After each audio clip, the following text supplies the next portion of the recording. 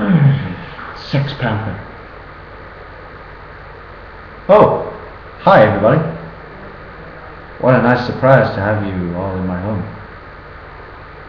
I have many leather-bound books. My apartment smells of rich mahogany. But enough of that codswallop.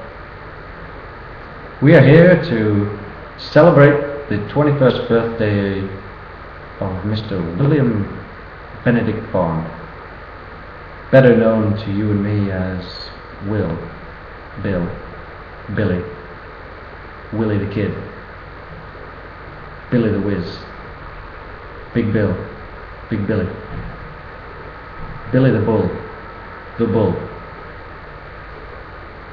or as Charlotte likes to refer to him, Big Willie.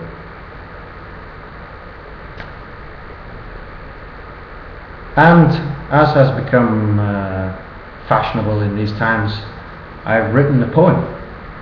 I used to write many poems at school. And it is named An Ode to a Packet of Nobby's Nuts and a Pint of Golden Best. At school I met a boy whose intentions were strong. He played rugby, went fishing, and I tagged along. His dimensions were large like his father's before him, with the strength of an ox that could smash the back doors in. One morning in summer I arrived at Keelan Farm, but my friend wasn't there, and there was a hole in the barn. His sister in tears told me, "There's been a great mistake," and that the blood covering the driveway was in fact not fake. Laid up in a hospital bed, he did not make a fuss, but said, "The bones in my foot have turned into dust." He refused to lie around or act weak like a gimp, and in turn battled on with his new trademark limp. Now this boy loved the women, not a gay bone in his body, but his first choice was surprising and, to be honest, quite shoddy. She whinged and was needy, but he continued to spoil her. My friend had been trapped in a cage by a bunny boiler. Yes, his first choice was poor, but alas, I've forgiven, for in them days little Willie was doing all the thinking. But soon we thought a little less about tits and ass, and started pumping iron and lifting heavy ass. Heavy mass, I meant to say. To us the gym was religion, like a way of life, and the thought of being weak and skinny filled us with strife. But soon there was a new occupier of our attentions, one which promised no more uniforms, French classes or detentions. University beckoned at the ripe age of 17. Two northern boys were southern bound, thinking they were ream. Harper Adams was the destination, and farming was the game. The aim was to get blooted and forget the girl's name. A wee Scot called Declan was the first guy we met. His fellow countryman at the other end of the hall had a face you can't forget. Papa John had an afro and whiskey in the blood, and if he thought you were a sissy boy, he'd call you a fucking fud.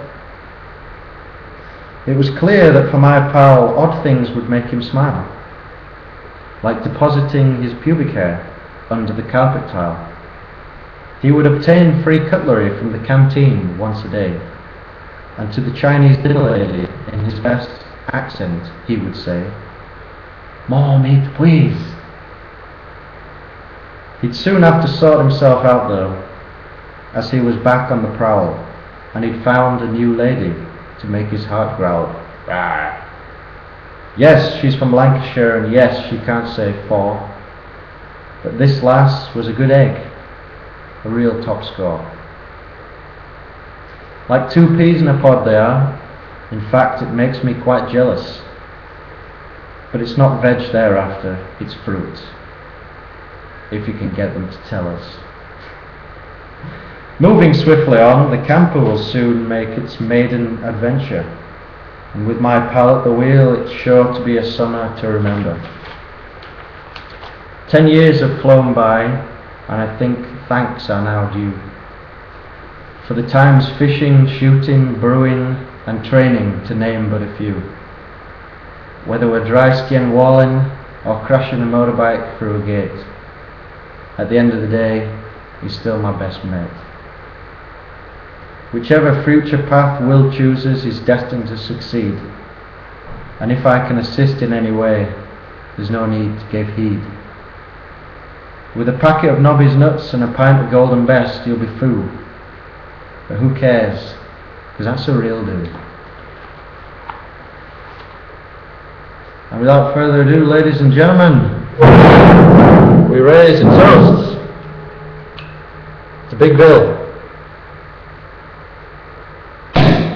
Hoppala!